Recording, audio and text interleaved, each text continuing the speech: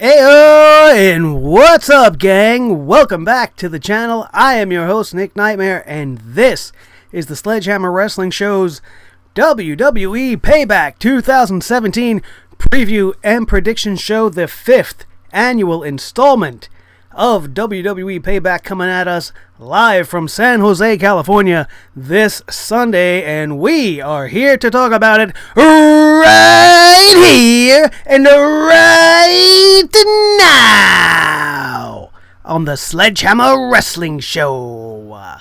Do it.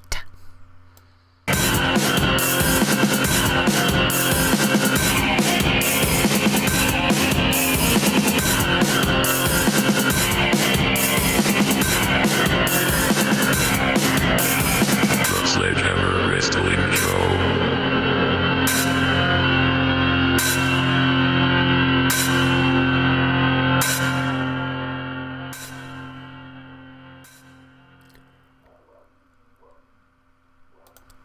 So, we got Payback coming to us all for being fans of pro wrestling, because this whole pay-per-view is absolutely useless. It is nonsensical. The build for all of these matchups have been lackluster at best, as Raw and, for the first time in a while, SmackDown have both been absolute trash. Absolute garbage. Just complete mind-bending, mind-numbing, soul-crushing episodes to subject your soul to subject your inner wrestling fan to, and it just makes you ashamed sometimes to even watch this stuff. And it's hard for me to admit this sometimes, but I hate wrestling when it gets like this, and they're just right back to where they've always been. They are strictly on cruise control. SmackDown essentially was exactly the same for 2 weeks in a row. It was the same exact card, just switching up stipulations here and there. Raw, but, you know, the rise of Braun Strowman has definitely hit a huge bump in the road, and the bump it's hit is definitely larger than the curb that he threw Kalisto off in the dumpster. You're talking about, what was it, maybe 3 inches? I don't know, I exaggerate there, but I didn't even do a review on either show because for go-home shows leading up into a pay-per-view, there was nothing to even talk about. They added no stipulation to the Braun Strowman-Roman Reigns match, which we are going to get into in a little bit, and it makes no sense. That means somebody's going to lose, unless it's a disqualification or a count-out, in a way that's going to be detrimental to the build of their characters. And it's just been absolute nonsense. I don't know what the hell's going on, and the jerks that are writing this stuff, oh, hey, let's do this, let's do that, you know, this sounds like a good idea. I don't have any ideas for SmackDown this week, so give me the script from last week, and we'll just change a few words here and there. Is this what goes on in the creative room? I hate these guys. They're absolutely killing me, and they're killing wrestling in retrospect. But let's not get too far off track and keep downing everything, because we got a pay-per-view to talk about. See, that's how easy it is for me to forget. I'm not excited about anything we are going to see on this card. But let's get this show kicked off talking about the kickoff show. As we said at the top of the show, San Jose, California, Bayley's hometown, playing host to WWE Payback. And the kickoff show will feature, much to many fans' dismay, Finn Balor with an appearance on Miz TV. They absolutely couldn't come up with anything better for Finn Balor to do than have a talk show appearance on the kickoff show. And on the other side of the coin, they are shitting once again on the Intercontinental title. They're not putting it on the show. They're not featuring it in any way. They have the Intercontinental Champion's number one contender, or supposed opponent, coming up having no match at a pay-per-view. Not defending the title. Not that I care either way, because we've already seen this show. It was all dressed in blue on SmackDown. And I don't want to see it again. I would much rather them have moved The Miz to Raw and start something new. They've stalled him already. The Miz was on a tear. He was on an incredible run. He built the Intercontinental Championship back up to a point where I wanted to watch and see what was happening next. His real-life, reality blurring feud with Daniel Bryan on the Talking Smack show was stuff that wrestling fans, not wrestling lambs, no, we're not a bunch of Eric Rowans.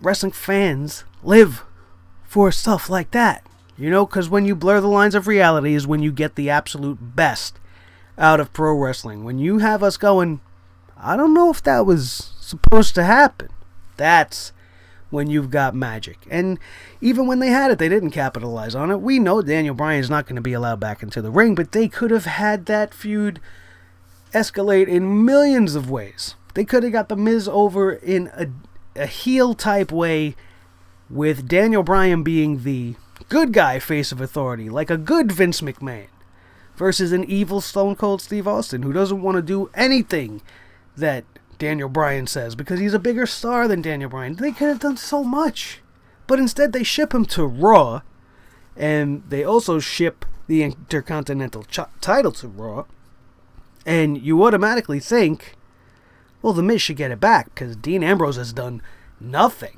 He's not even been included on this card in any way. Expect him to come out and make some type of an appearance during this Miz TV with Finn Balor. What the hell is Finn Balor going to have to say to The Miz?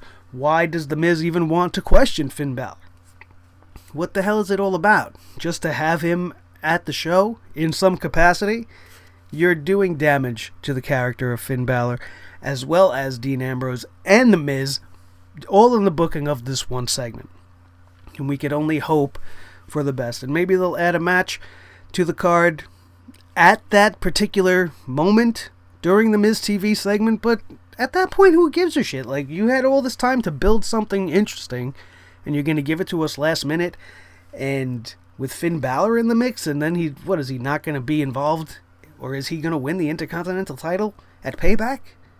In an impromptu match booked on the kickoff show? Are they trying to give us a reason to watch the kickoff show? I wouldn't understand the reasoning behind that. Also on the kickoff show, we are going to have Enzo and Big Cass, everybody's favorite duo, versus Gallows and Anderson, the club, everybody's, I guess, least favorite duo. However, Gallows and Anderson right now are getting a decent push, and if they continue on this road that they've been on, it should amount to something for them. They're definitely not being booked as clowns anymore, although Carl Anderson just is the guy that gets beat no matter what situation. When the club gets beat, it's his shoulders that go down to the mat because you can't pin the big guy in the WWE. It's just not allowed. But it's a weird thing with Enzo and Cass because it's almost like timing really sucks. And as excited as everybody was for their debut on the main roster, they got caught up in this WWE agenda to remove Demolition from the record books. So whereas they should have came right up and won those titles and really gave the tag team division a shot in the arm and reinvigorate the whole entire division just by one tag team, a hugely over tag team, winning the titles, and it all was just pushed aside, and they didn't know what to do with these guys, and now they're selling Georgia Gold. KFC, Georgia Gold. That's what they're doing with Enzo. And then they're beating his ass. They're having him show his wiener on TV. I'm trying to be a little more PG so I don't get caught up in this YouTube ad nonsense. But hey, I'm from New York, and when it comes out, it comes out. I'm sorry. Not my wiener. The foul language. Anyway, I expect Gallows and Anderson to win this match because they just don't know what to do with Enzo and Cass. Gallows and Anderson, like I said, have been on some type of a build right now. They're on a pretty decent run, and I'd like to see them elevated back to what they could be. And, with what is to come in the World Tag Team title match later on that night, it'll be interesting to see who actually wins this match, because this is essentially going to decide the number one contender to whoever wins that match later on. Let's move on to the main card. We're going to kick it off with the Cruiserweight Championship. Neville, my evil little elf man, versus the greatest man that ever lived, the banana-holding Austin Aries, which I just love the banana thing. I don't know why it's so funny to me. With him just holding the banana and pointing it at people, it makes me giggle. I'm a jerk. And Neville has been on the run of his life. He's absolutely transformed himself with his evil character. I love Neville, and it's absolutely been great. I mean, 205 has not been a great show to watch. 205 Live suffers from the crowd leaving after SmackDown. It suffers from, the booking and the talent not being pushed properly, so nobody really cares about these guys, and they're not being showcased right on Raw to make people go, hey, you know what, I want to watch this 205 Live, because it's just a mess right now with the whole thing. But the gleam in the darkness is Neville and Austin Aries, and I don't think it's the time right now to give the title to Austin Aries. I like this feud, and I think there's a lot more road to run, and the legs are just starting to move on this feud. So I think if you keep Aries chasing Neville and he keeps cheating to win, or, TJ Perkins gets involved in some way, which I actually am starting to enjoy TJ Perkins because they turned him heel, and he comes off as a character much better as this smug guy who loves video games and don't give a damn about what you think about him, and he does his little, freaking dab, and it makes people want to punch him in the mouth. So he's running with it, and I like it. And I think if you add him into the mix, you have a definite couple of months and lead up into SummerSlam where Austin Aries can possibly win the Cruiserweight title, finally dethroning the king of the Cruiserweights. That's how I would go about it.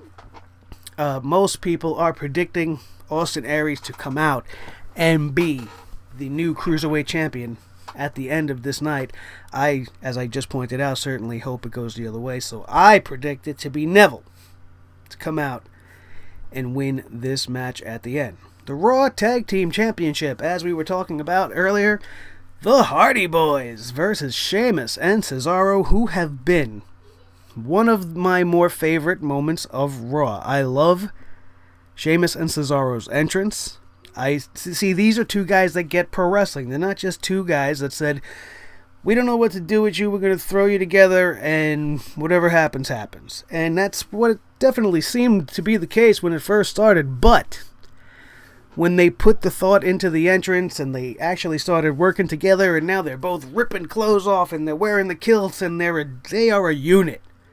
And they've actually become probably my favorite tag team on Raw besides the Hardys. And not that there's much to choose from, but you had Enzo and Cass there, and you got the club, and right now Sheamus and Cesaro are outshining them all. One of the better tag teams that has been put together. And that's probably the one good thing Mick Foley did in his whole entire tenure as the Raw GM after the brand split. And interestingly enough, for the last 2 weeks on Raw, the only highlights of both shows were Matt Hardy versus Sheamus and Jeff Hardy versus Cesaro from the week prior. And in both instances, the Hardys pulled off the victory. But the post-match segment was where things got interesting, as they've been doing this sportsmanship handshake thing. But last week on Raw, there was some kind of tension going on, almost as if Cesaro didn't want to shake their hands, but cooler heads prevailed, and they got a weird thing going on as far as the story goes. I'm not sure where it's leading to, but the rumors have been running rampant that the WWE has finalized a deal with Anthem Sports for ownership of the Broken Gimmick.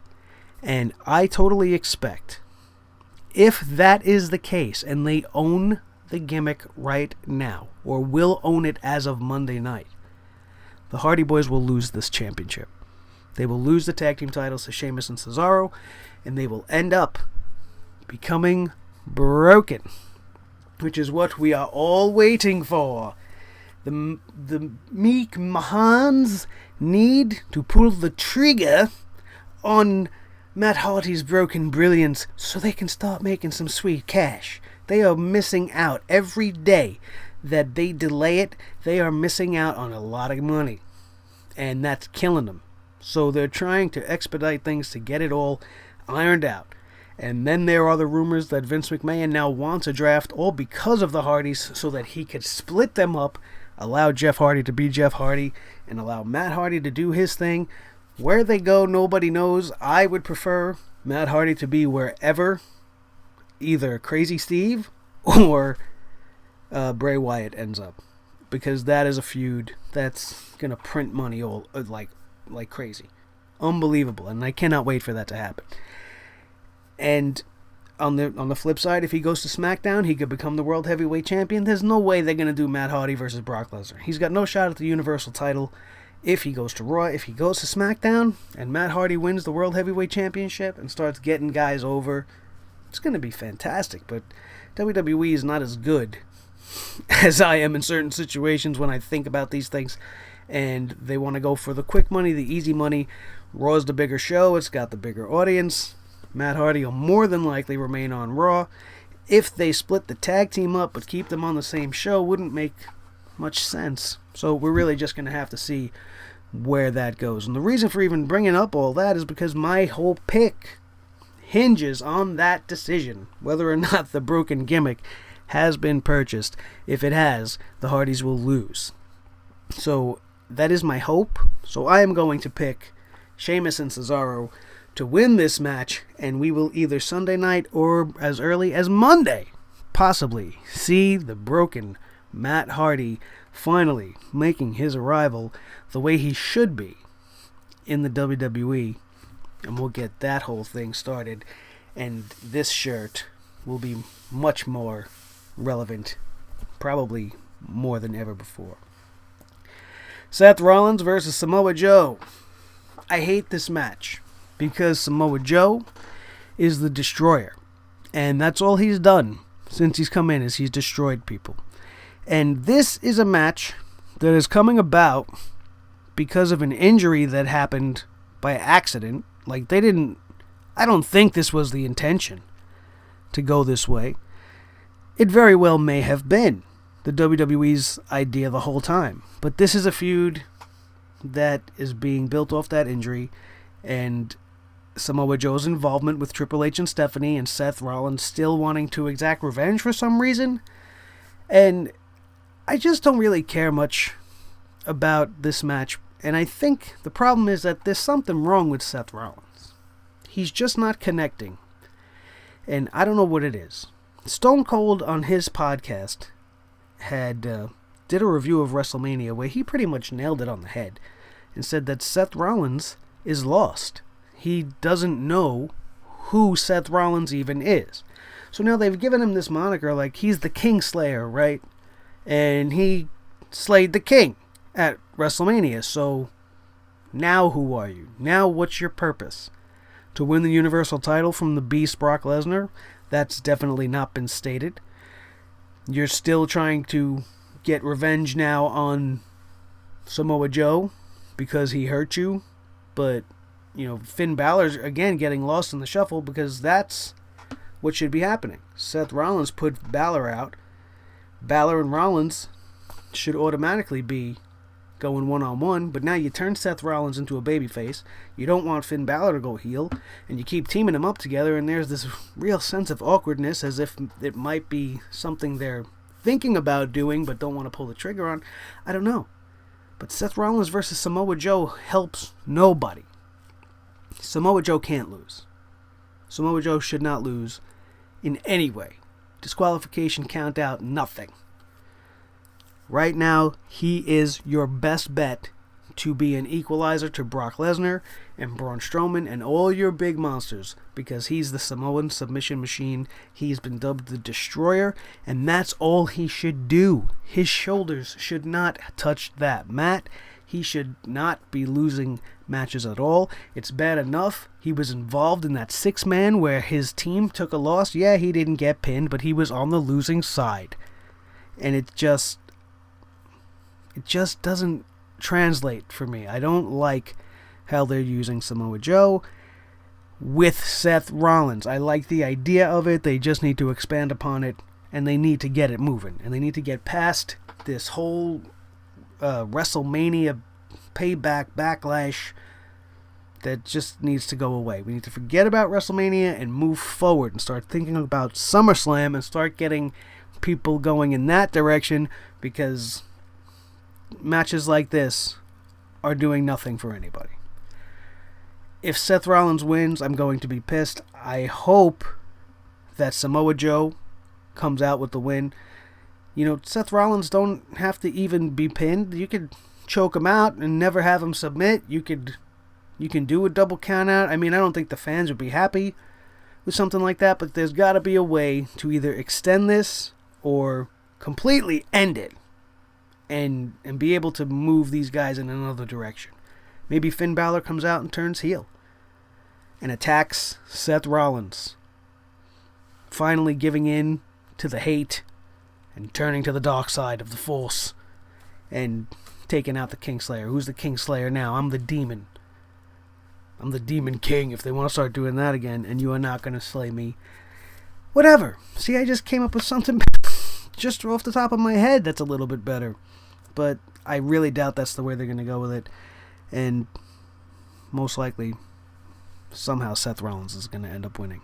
I don't see them making him lose. I just don't. The United States Championship. The face of America, Kevin Owens versus Y2J, Chris Jericho. And let me tell you something about this. I love Kevin Owens. And I love Chris Jericho. But I am done with this whole angle. I'm done with the friendship. I'm done with the feud. I'm done. I don't want to see it anymore. So I'm very glad this match is happening.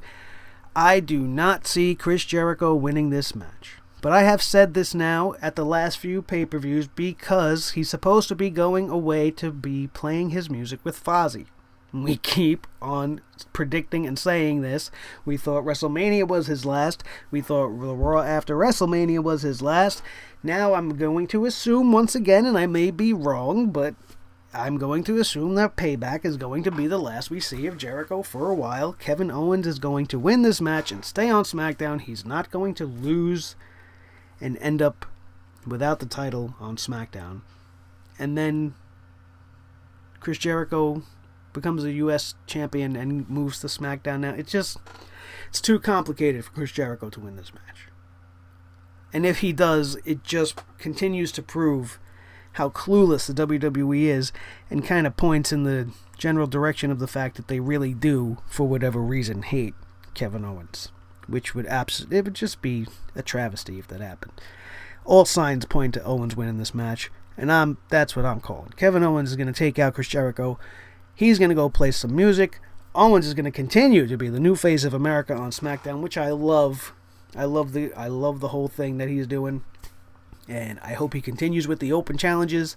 And I hope that it's a nice, long, healthy championship run that makes everybody see him as the talent that he is and maybe elevates him to the next level so that the casuals and all the general fans that for some reason aren't on the Owens bandwagon deem him worthy of a world heavyweight title run, because I certainly do. The Raw Women's Championship. Bayley versus Alexa Bliss. 5 Feet of Fury versus the Girl Next Door.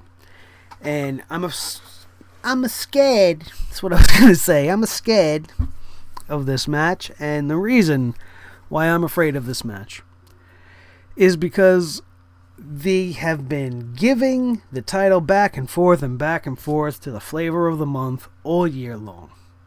And I want that to stop. As much of a fan as I am of Alexa Bliss, and as much as I would love nothing else than for her to be the first woman to hold both championships in the company and have that title stuck to her name and make history, it's not time. This has just started. What do we got? 3 weeks of build between these girls? This is not the match anybody's ready for.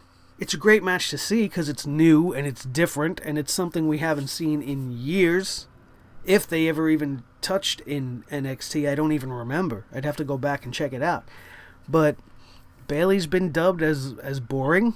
Her live performances are lacking on the mic work. She's almost suffering from the Charlotte disease, where she's trying to remember her lines so hard that she can't get it out naturally.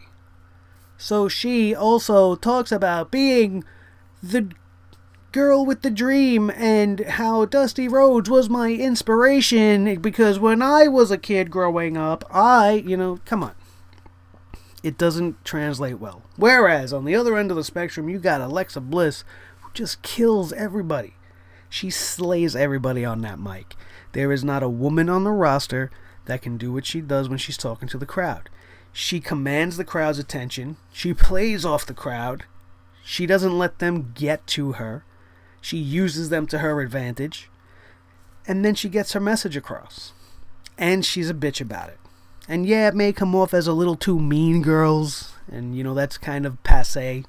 But that's what she's doing. That's where she's going with it. And I love it. Because it distinguishes her from everybody else. And she certainly is deserving of being the champion. But what do I stress on this show every single week? Storyline and build is the most important. So if you keep the title out of Alexa's hands just for a little while and let Sasha and Bayley fight back and forth for it, because that's going to end up being, as far as wrestling quality goes, a great feud. I don't know how the writing's going to go and how they're going to portray this feud going on. At some point, Sasha has to turn heel, and maybe that's where Alexa Bliss comes in. She's the one that's going to stir the pot between the two best friends, and that's going to lead us to a SummerSlam clash between Bayley and Sasha. At least that's what I would do. And then after that, you have Alexa Bliss versus Sasha Banks. Because you could have Alexa play the in-between role. I don't care. I don't care who you are. I don't care that you don't like the fans either. I want that. You make it about the belt. You don't have to have clear cookie-cutter good guy, bad guy matches. This isn't the 1980s. Fans are more complicated. We are complex. You can give us something like that as long as the story makes sense. And that's what I would do. Excuse me. But I hope Bayley wins this match. It's very not like me to say in a match against Alexa, but as I said, it is what it is, and that would be the best way to go about it, because your money for SummerSlam, because that's the weekend historically for them anyway, is Sasha Banks and Bayley for the title in Brooklyn, where it all began for these girls to begin with, and that story writes itself, so I'm hoping that's where they go with it. In a match that, again, I'm upset that I'm not excited about, the House of Horrors match between Randy Orton and Bray Wyatt, which is now not for the World Heavyweight title, because it would make no sense for it to be for the World Heavyweight title, because Bray Wyatt, if he wins, is not going to take the World Heavyweight title to Raw. So they have Jinder Mahal come out on a SmackDown and he steals the title so that Randy Orton doesn't actually possess the title. He doesn't have it, so he can't bring it with him to Payback. Where, you could have just told us this isn't a title match. He could have had the title with him, and everybody knows it's not a title match. So what does it matter if somebody stole it or not? It just doesn't make sense. We'll talk about Jinder Mahal in another episode. But this match, now, it's been leaked by this point that they're going to be pre-taped segments that are going to happen outside the arena. They're probably taping them today and tomorrow, a la Matt Hardy's Final Deletion, and when they did the thing with the Bray Wyatt family compound with the New Day. It's going to be something like that. It's based off an idea that Michael P.S. Hayes had back in the Attitude Era and was pitching it for a match between the Brood and the Hardys back then, which is where some are speculating Matt Hardy got the inspiration to do this broken character and all those weird vignettes and things that they were doing over in TNA. And now it has been transferred to Randy Orton and Bray Wyatt, and it's actually going to happen. We all know, it did not come to fruition back in the 90s, although I wish to hell it had, because that would have been really probably interesting. Although the effects of the day probably would have made it even cheesier than what the Hardys were able to pull off last year. But I just have no interest in this match because the outcome means nothing to anybody because there's nothing at stake anymore. Randy and Bray are on separate shows, so this is going to be the blow-off to their feud, and they probably will not meet again.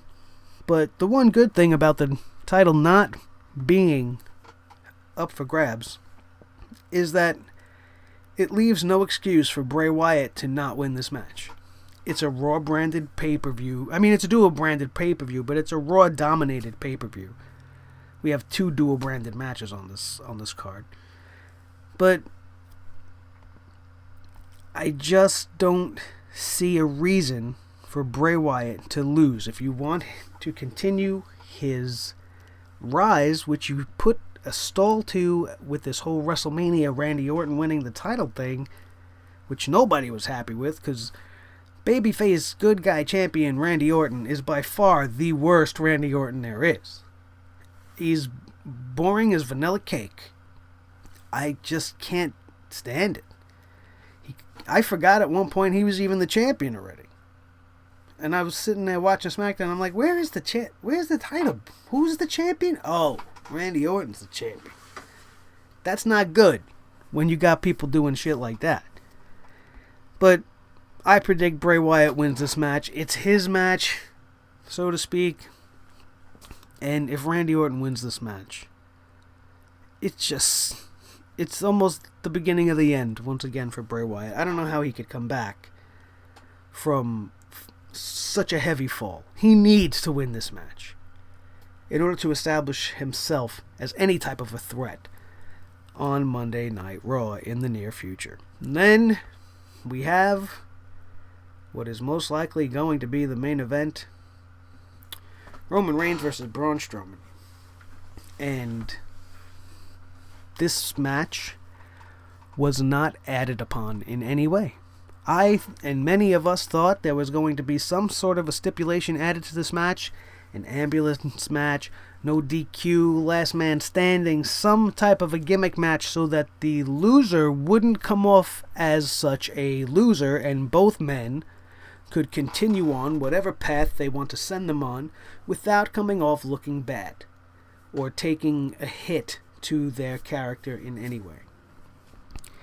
But apparently that's not what has happened, as Raw came and went with no announcement of the sort, and unless they decide to again announce it on the kickoff show only moments prior to the pay-per-view, at which point it means nothing and I don't care whatever the stipulation is, because you gave it no time to breathe, you gave it no air and no room to grow, and nobody's going to care, because it's like, oh, all of a sudden, surprise, hey, it's an ambulance match, and everybody's going to be like, okay, it's an ambulance match. Where you should have people already excited, talking about it, thinking about it, after what Braun Strowman did on Raw, in what was probably the greatest Raw segment they've had in the last few years. How is that going to translate to an ambulance match? What the hell is he going to do to him now? If he did that to him and it wasn't even a match, now he's allowed to do this kind of shit to him? But we're not going that way. We're going with a regular match. One-on-one. In which I predict that Braun Strowman will win this match. It just makes the most sense. I don't think Roman will be pinned. It might be disqualification. It might be count out. They can't do this for every match. I know I've said it now maybe 2 or 3 times. But both of these guys can't afford to lose. Braun Strowman already has taken such a hit with his WrestleMania's appearance in the Andre the Giant Memorial Battle Royal, only to be thrown out pretty damn quickly, and then have nothing even come from that with the Big Show. It's just not working. And they were on the right path. And they strayed from it for Roman. And now they went back to it. And Roman Reigns, on the flip side, he can't afford to lose this match either. This is the man that beat The Undertaker at WrestleMania 33. He retired The Undertaker. I hate saying it, but it is a fact. He retired The Undertaker. It's happened. Let's get over it. And now he's one-on-one against the monster among men, Braun Strowman, who has almost absolutely, demolished him, or just completely destroyed him. Let's just be frank. Or I'll be Nick. You could be Frank. I don't care. He obliterated the guy to the point where we haven't seen him in 2 weeks, and now he's going to come back to the pay-per-view and win? That would anger everybody, especially since he's supposed to be selling the broken ribs and the arm and whatever damage he took in that brutal attack from Braun Strowman. He's not 100% yet, so he has got to lose this match in order to make everything believable and allow Braun Strowman to continue his rise to the top, because Roman Reigns, he's already at the top, and his seat is firmly planted.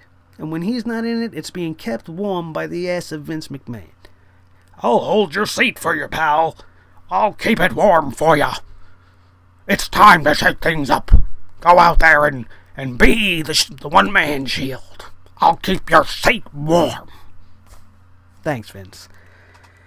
How about stop worrying about his seat and start looking at the scripts that these guys are writing and stop changing things minute to minute, and let's have a preemptive plan and let's move forward and look to the future and not look to next Monday as it's already Friday and we don't know what we're doing on Sunday for this House of Horrors. And you know what, we'll just go with it. Where's Dunn? Jimmy Kevin Dunn, he'll fix everything. Terrible. So that's it, guys. That's Payback. In a nutshell, that's what I think is going to happen. It's what's going to go down. We will see if I am right. Coming Sunday night after the show, most likely.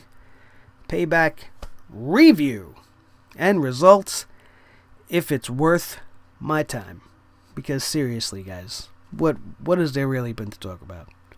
Not much. And I don't expect anything great from this pay-per-view whatsoever, if I even remember to put it on, because I keep forgetting about it altogether, and now there's no more wrestling for me to watch to be reminded.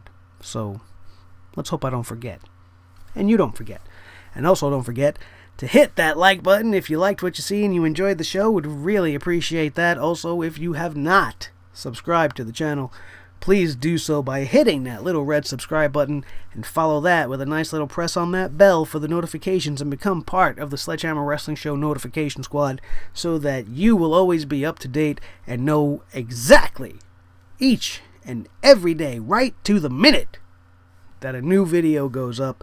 And thank you guys so much. Don't forget to check out everything else on the channel. I am Nick Nightmare. This, as always, is Blue the Snowball Microphone, and I am out of here.